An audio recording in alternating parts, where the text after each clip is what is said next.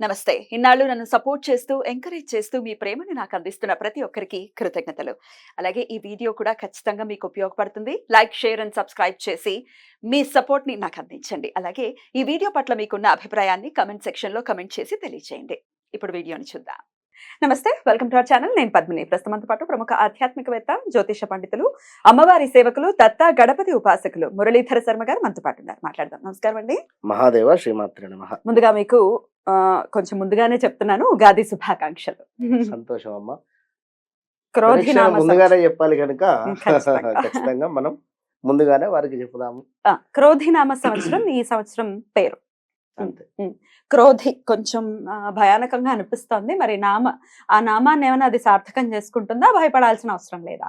భయపడాల్సినటువంటి అవసరం లేదు. చాలా అంటే చాలా అద్భుతంగా ఉన్నది. మొత్తం అన్ని బాగున్నది. అవునా? అన్ని ఎలా బాగుంటాయి? కొన్ని బాగుంటాయి, కొన్ని బాగోవు కదా. బాగా లేవు.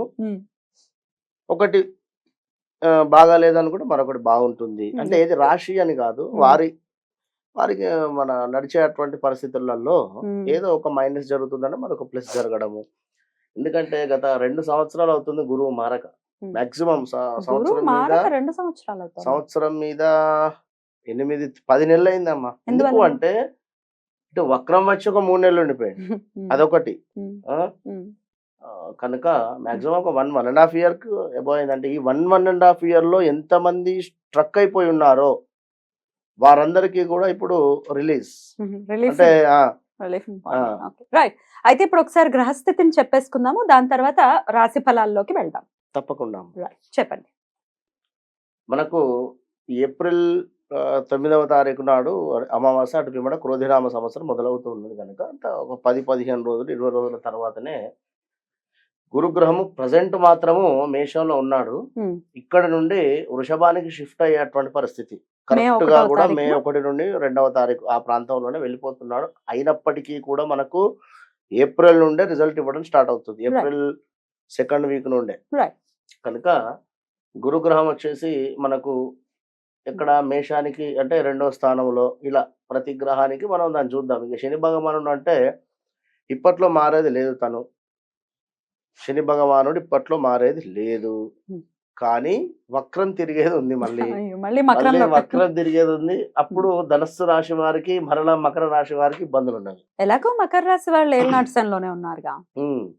అయినా వక్ర చూప లేకపోతే వక్ర గతి కూడా ఉందా? సంపూర్ణ వక్ర దృష్టి మాత్రం. వక్రం తిరగడము అంటే కంప్లీట్ గా వెనక్కి రాడు కానీ వక్రం. అప్పుడు ధనస్సు రాశి వారికి, అదే విధంగా మకరానికి, ఇక రాహుకేతువులు అంటే ఇప్పట్లో వారిని వారు కదిలేటువంటి పరిస్థితి లేదు కనుక అవి ఇచ్చేటువంటి రిజల్ట్స్ కొన్ని గ్రహాలకు, రాశులకు ఏ విధంగా ఉంటుంది అనేటువంటి విషయం చూసుకుందాము. మెయిన్ ఏమిటి అంటే గురువు చాలా పెద్ద గ్రహం ఇది. శని భగవానుడు గురుగ్రహము కనుక ఇప్పట్లో శని భగవానుడు మారటం లేదు కనుక శనికి సంబంధించినటువంటి రిజల్ట్ ఎవరైతే పొందుతూ ఉన్నారో అవి అలాగే ఉంటవి. అదనంగా గురువు మూలకంగా వీరికి ప్లస్లు జరిగేటువంటి ఉన్నవి, మైనస్లు జరిగేటువంటి ద్వాదశ రాశులకి కూడా. ఇంకా మిగతా గ్రహాలు కూడా అనుమానం రావచ్చు. మిగతా గ్రహాల వాటి సంచారం ఎలా ఉంటుంది? సూర్యుడు ఏమిటి అంటే మనకు నెల మారడము, చంద్రుడు ప్రతిరోజు రోజున్నరలో మారేటువంటి పరిస్థితి. శుక్రుడు వచ్చేసి మనకు 18 to 22 days లోపే. కుజుడు వచ్చేసి మనకు మాక్సిమము నెల కంటే ఎక్కువనే ఉంటాడు. 40 రోజులు 41 రోజులు అట్లా ఉంటాడు. ఇలా గ్రహాలన్నీ అవి మారుతూ ఉంటవి. బుధుడు కూడా అంతే. 20 to 30 days లోపే మారుతాడు.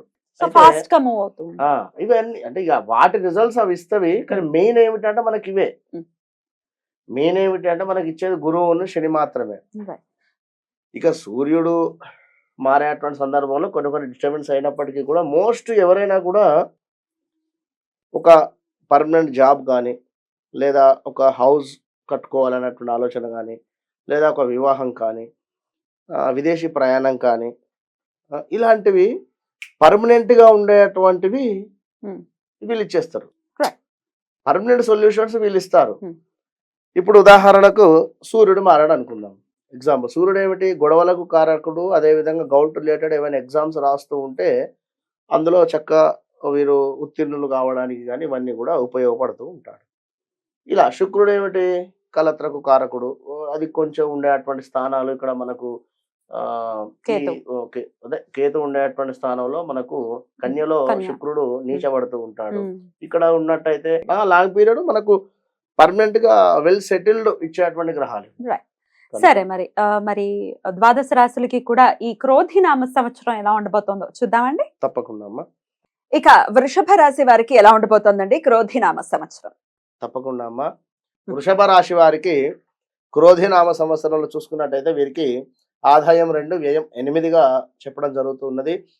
వీరికి శని భగవానుడు 10వ ఇంట్లో అద్భుతాలను సృష్టించేటువంటి పరిస్థితిలోనే ఉన్నాడు. శని భగవానుడు కనుక చక్కటి జాబ్ రిలేటెడ్ కావచ్చును, ఉద్యోగ మార్పులు కావచ్చును, ఎలాంటి ఉద్యోగమైనా ఉద్యోగంలో విశేషమైనటువంటి పేరు ప్రఖ్యాతలు తెచ్చేటువంటి పని మీద శని భగవానుడు ఉన్నాడు. కానీ ఇక్కడ గురు భగవానుడు వచ్చేసి వీరికి లగ్నంలో రావడం జరుగుతున్నది. ఈ యొక్క విషయాన్ని గమనించాలి. గురు భగవానుడు లగ్నంలో ఉండడం చేత వీరికి జరిగేటువంటి పరిస్థితులు ఏమిటి అనేటువంటి విషయాన్ని చూసుకుందాం. మరి 11వలో కూడా 11వ స్థానం ఏకాదశ స్థానంలో కూడా రాహు ఉండడం చేత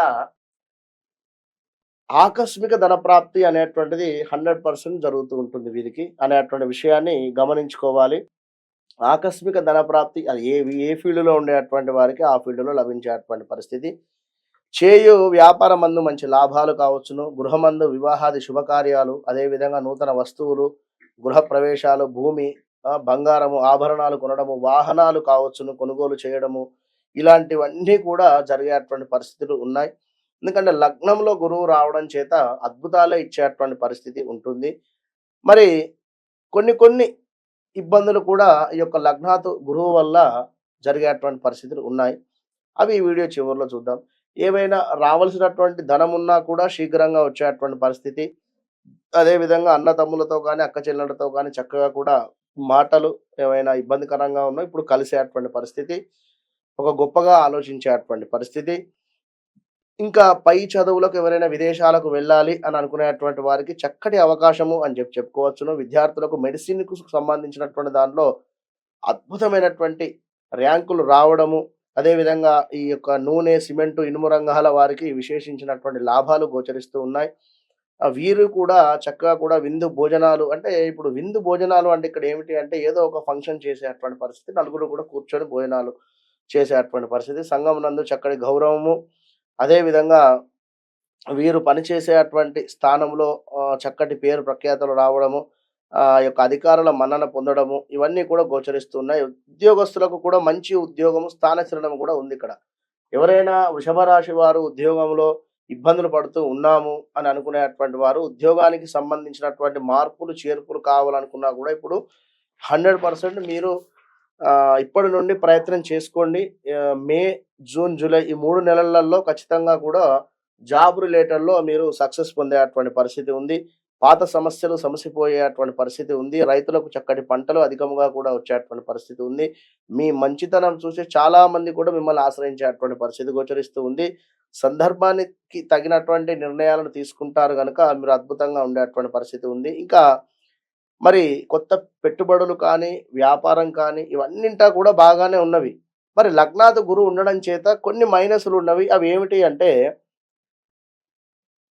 ఇప్పుడు ప్రాథమిక విద్య అని ఉంటుంది, ఉన్నత విద్య అనేటువంటిది ఉంటుంది. మనకు ప్రాథమిక విద్యలో కాస్త పిల్లలకు సంబంధించినటువంటి విద్యకు సంబంధించినటువంటి ఇబ్బందులు ఉండేటువంటి పరిస్థితి. అదేవిధంగా ఆశించినటువంటి రిజల్ట్ రాకుండా ఉండడము, కోపము కాస్త ఎక్కువ అయ్యేటువంటి పరిస్థితి, వినోద కార్యక్రమాలకు సంబంధించినటువంటి ధనాన్ని ఎక్కువ కూడా ఖర్చు పెట్టేటువంటి పరిస్థితి. అంటే ఒక వివాహ సమయంలో ఒక 20 లక్షలు పెట్టి వివాహం చేయాలి అనేటువంటి సందర్భంలో అది కాస్త 30 లక్షలు అయ్యేటువంటి పరిస్థితి, అంటే అధికముగా డబ్బు ఖర్చు అయ్యేటువంటి పరిస్థితి గోచరిస్తూ ఉంది. కొంచెం ఓర్పుగా మెలగాలి.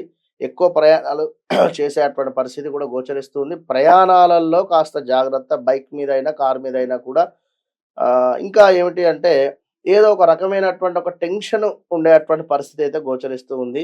ఏదో ఒక రకమైనటువంటి టెన్షన్, ఉద్యోగస్తులకు మానసికంగా కాస్త బాధగా ఉండేటువంటి పరిస్థితి. అసందర్భ ప్రేలాపనలు కాస్త తక్కువ చేసుకునేటువంటి ప్రయత్నం చేయండి.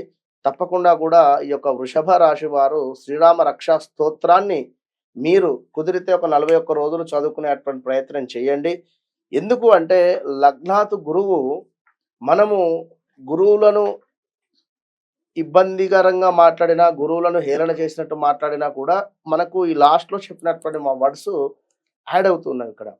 అదే మీరు గురువును ప్రసన్నం చేసుకునేటువంటి విధంగా ఉన్నట్టయితే ఏవైనా దానం కానీ ప్రతి గురువారం శనిగలు కానీ లేదా ఏదైనా ఆహ్, గురువులకు చక్కగా ఏమైనా దానం చేయడం కానీ ఇలాంటిదైనా కూడా వస్త్రాలు కానీ లేదా ఇప్పుడు ఒక 9 గురువారాలు దానం చేసేటువంటి ప్రయత్నం చేయండి. తప్పకుండా కూడా 41 రోజులు కుదిరితే ప్రతి శనివారము ఈ యొక్క శ్రీరామ రక్షా స్తోత్రాన్ని చదువుకునేటువంటి ప్రయత్నం చేయండి. మంచి ఫలితము ఉంటుంది వృషభ రాశి వారికి.